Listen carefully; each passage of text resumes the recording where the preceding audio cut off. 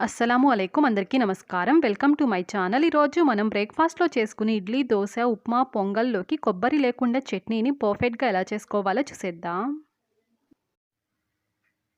ఈ చట్నీ కోసం ముందుగా స్టవ్ ఆన్ చేసి కడాయిలోకి 1 టేబుల్ స్పూన్ వరకు ఆయిల్‌ని వేసుకోండి. ఆయిల్ కాస్త హీట్ అయిన తరువాత మీడియం సైజ్ ఒక ఉల్లిపాయని ఇలాగ సన్నగా పొడుగ్గా కట్ చేసుకొని వేసుకోండి.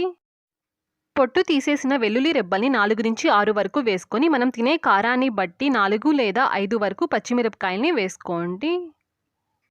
మంటని లో ఫ్లేమ్‌లో పెట్టుకొని మనం వేసుకున్న ఉల్లిపాయలో ఉండే పచ్చి వాసన పోయి ఉల్లిపాయల కలర్ కాస్త చేంజ్ అయ్యేంత వరకు ఫ్రై చేసుకోండి.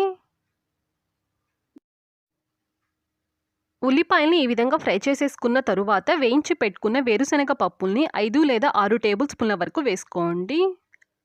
ఈ వేరుశనగ పప్పులకి పైన ఉన్న పొట్టుని తీసేసుకొని వేసుకోండి. తరువాత పుట్నాల పప్పుల్ని 3 టేబుల్ స్పూన్ల వరకు వేసుకొని కొద్దిగా కొత్తిమీర, కొద్దిగా పుదీనాని వేసుకోండి. మన టేస్ట్‌కి తగ్గట్టుగా కొద్దిగా చింతపండుని వేసుకోండి. తరువాత మన టేస్ట్‌కి సరిపడంతగా కొద్దిగా సాల్ట్‌ని వేసుకొని వీటినన్నిటిని 1 నిమిషం పాటు ఫ్రై చేసుకుంటే సరిపోతుంది.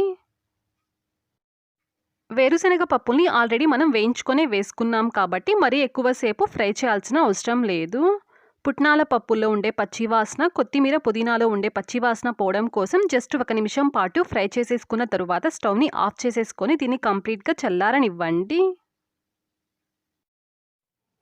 కొబ్బరి లేకుండా ఈరోజు మనం చట్నీని చేస్తున్నాం కాబట్టి ఎక్కడా కూడా కొబ్బరిని యాడ్ చేయలేదండి. ఇవన్నీ కంప్లీట్‌గా చల్లారిన తరువాత ఇలాగ ఒక చిన్న మిక్సీ జార్‌లోకి తీసుకొని దీన్ని మెత్తగా పేస్ట్ లాగా బ్లెండ్ చేయడానికి సరిపడంతగా కొద్దిగా వాటర్‌ని యాడ్ చేసుకొని బ్లెండ్ చేసుకోండి. ఇదిగో చూడండి, ఈ విధంగా మనం మెత్తగా బ్లెండ్ చేసుకుంటే సరిపోతుంది. ఇప్పుడు ఈ చట్నీకి తాలింపు వేయడం కోసం స్టవ్ మీద కడాయి పెట్టుకొని ఇందులోకి 1 టేబుల్ స్పూన్ వరకు ఆయిల్‌ని వేసుకోండి. ఆయిల్ కాస్త హీట్ అయిన తరువాత అర టీ స్పూన్ వరకు ఆవాలు, 1 టేబుల్ స్పూన్ వరకు మినపప్పుని వేసుకోండి.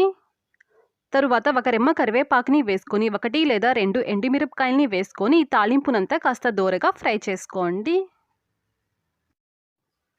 కొబ్బరి లేకుండా ఒకసారి ఈ ప్రాసెస్‌లో ఈ చట్నీని ట్రై చేసి చూడండి. ఇడ్లీ, దోస, పొంగల్, ఉప్మాలోకి చాలా అంటే చాలా రుచిగా ఉంటుంది. ఇలా తాలింపుని ఫ్రై చేసేసుకున్న తరువాత ఈ తాలింపుని చట్నీలోకి ట్రాన్స్‌ఫర్ చేసేసుకోండి. ఈ చట్నీ చాలా అంటే చాలా టేస్టీగా ఉంటుంది. తయారు చేసుకునే విధానం కూడా చాలా సింపుల్. ఒకసారి ట్రై చేయండి. ఈ వీడియో నచ్చితే లైక్ చేయండి, షేర్ చేయండి, సబ్స్క్రైబ్ చేసుకోండి. పక్కనున్న బెల్ ఐకాన్ని క్లిక్ చేయండి. నేను వీడియోస్ పోస్ట్ చేస్తున్నప్పుడు మీకు నోటిఫికేషన్ అనేది వస్తుంది. నెక్స్ట్ ఒక మంచి వీడియోతో మళ్ళీ కలుద్దాం. Thanks for watching.